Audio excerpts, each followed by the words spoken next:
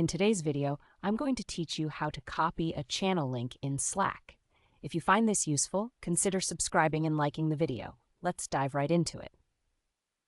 First things first, make sure you have Slack open on your desktop. You can either launch the Slack desktop application or open your workspace in a web browser. I have to mention, though, that this method works most efficiently when you're using a computer, so it's a good idea to stick with that for this task.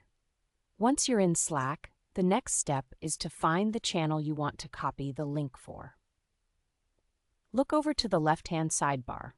This is where you'll see a list of channels that you're a part of.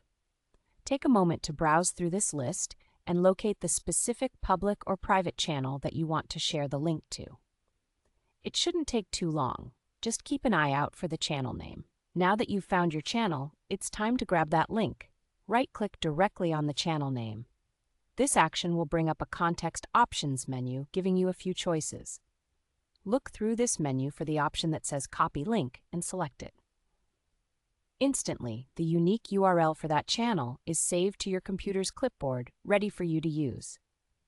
Now that you've successfully copied the link, the next step is to paste and share it. Head over to where you want to send the link, whether that's a direct message in Slack, an email, or even an external document.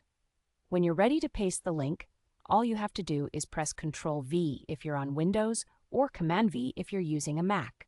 Before you know it, the link will appear right where you want it. But here's an important tip to keep in mind.